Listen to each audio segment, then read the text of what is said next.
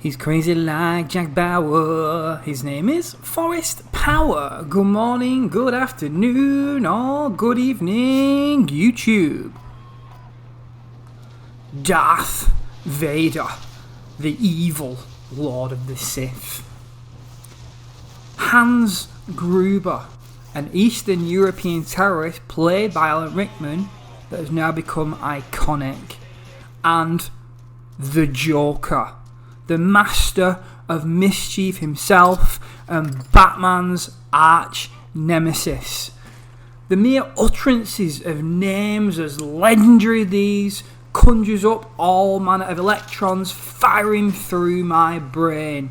So, after a heavy period of reflection, I thought today, guys, what we would do is celebrate some of the greatest villains of TV and movie history of all time. So, given the context of the world over the last 18 months, and after having a year with not a great deal to do, a lot of my work consisted of online teaching of lessons and also playing Call of Duty till the early hours of the morning and binge watching Netflix, I found myself increasingly interested in how movie and also TV series are put together convincingly, and I've actually been doing quite a lot of watching of video tutorials on writing movies and how to create convincing characters. I think this is mostly in part because of the fact that one of my favourite TV shows over the last couple of years, Game of Thrones, failed so spectacularly 2 years ago to weave together a narrative that would sew up the show in a way that really did it justice. So like I say, I've done a lot of reflecting on what makes a convincing hero, what makes a convincing villain, what makes a convincing plotline that audiences are actually interested in. And I thought that, like, as a primary topic for today, guys, I'd talk about, what makes villains tick, the bad guys, and really celebrate some of the greatest villains that we've seen on our TV screens over the last couple of decades. I was always the guy that rooted for the baddies, even when I used to watch wrestling as a small child. I think that heroes are cool and whatnot, but evil characters are a little bit more multi-layered, and for that reason I think that they're difficult to pull off in a non-two-dimensional way. And I think that some of the villains that I'm going to talk about today really do a great job of showing us an insight as to what they were all about as characters and their motivations for doing some quite dastardly things. Coming back to the start of the video, I did mention one of the most iconic villains of all time, and one that actually topped the list of the IGN 100 top movie villains, and that is none other than Darth Vader. Now, as someone that was raised on a strict diet of the first 3 Star Wars films, and by those I'm talking about the ones that were released in the 70s and 80s, Darth Vader was always a very interesting character to me because of the revelation that he was in fact Luke Skywalker's dad. But I did actually enjoy the original prequel trilogy that George Lucas did, which followed Anakin Skywalker's kind of walk to the dark side of the path, as you will, because I think that really what the prequels do is they really flesh out his backstory to the point that you actually kind of reflect on what you used to think about Darth Vader and really start to see Star Wars as a franchise as a bit of a tragedy story, really. This idea that a little boy from Tatooine that only wanted his mum to live ultimately ended so hateful because of her death that he planned to take over the universe. And I think that we can all relate to this idea of pain and suffering potentially leading on the wrong path in life. And I think that relatability to bad guys is really, really important to making sure that they are really well fleshed out characters.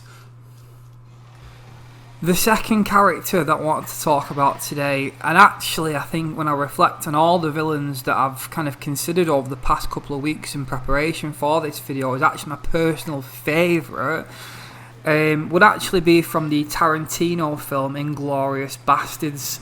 Now, Quentin Tarantino is such a great director. However, the actor that plays the character of Hans Landa, Christopher Waltz, is absolutely amazing in this film. And actually, based on his performance in Inglourious Basterds, I went back and watched a couple more of the films that he actually stars in. The way in which he uses intellect in this film to ensnare Jewish people as he kind of fulfills this role of the Jew hunter in the Nazi regime is absolutely incredible cinema. And it's just the attention to detail that both Waltz and Tarantino pay in particular scenes that absolutely makes this a memorable character.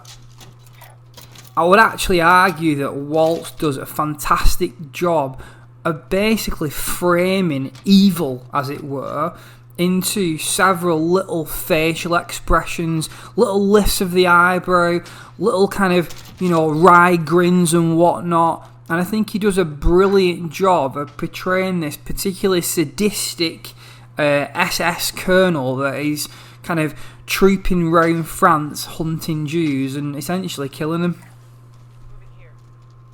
There's actually only one scene from Inglourious Basterds where this particular character turns aggressive and violent, and that's where he strangles the double agent German actress Brigitte von Hammersmark, and that's actually probably my least favourite scene of the film, because I think that Waltz does a fantastic job of portraying a violent, broody, aggressive and sinister character without needing that excessive violence that kind of happens within that scene where he kills this particular German actress.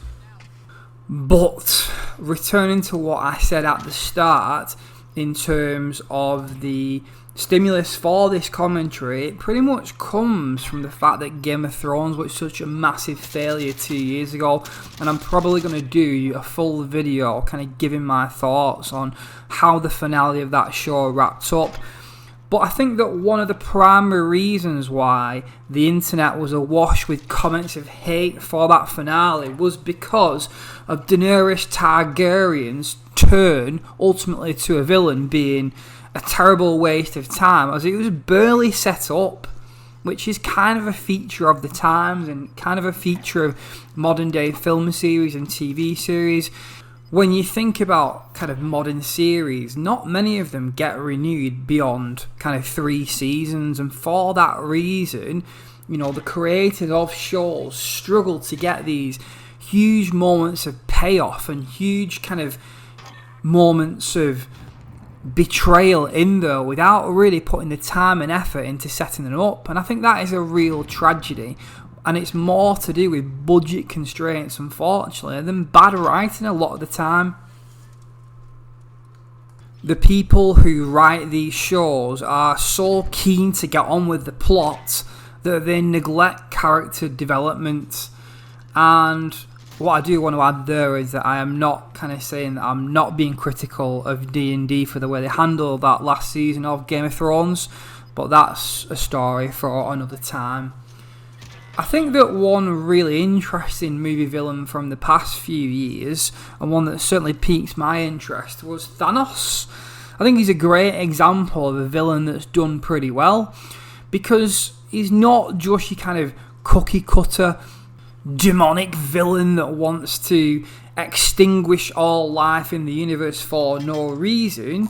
He's actually got a fully fleshed out motivation for wanting to erase half of existence, in the sense that he really feels that overpopulation is the biggest problem in the universe and something that pretty much wrecked his home planet.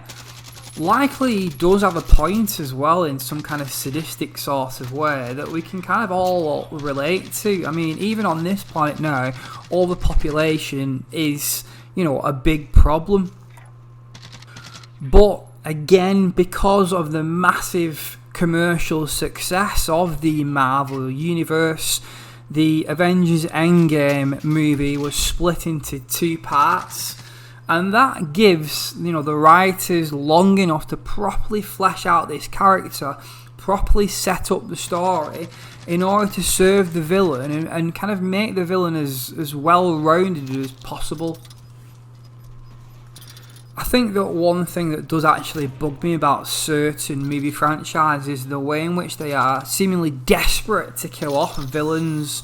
I think Marvel in particular have done a good job of developing villains like Thanos, and I'd love to see other major franchises giving villains time to mature in the same way before they ultimately do meet the grisly end. There are so many examples out there of villains done right, and I've not even mentioned, the jaw-dropping performance of Heath Ledger in The Dark Knight, which really is one of my favourite films of all time. I would definitely put it in the top 3.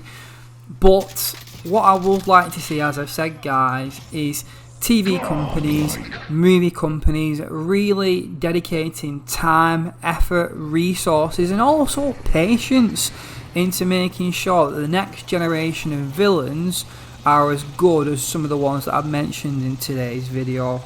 So yeah, that's it for today, guys. I'd love to know what you think about particular villains. Who is your favourite villain from the TV or movie world? Why are they your favourite villain? Please feel free to drop a comment in the section below, and also like the video if you did enjoy it, and feel free to subscribe too, that always helps. So yeah, thank you very much, guys, once again for listening to the inane utterances of this crazy old northern man. I'm Forrest Power, and this has definitely been emotional.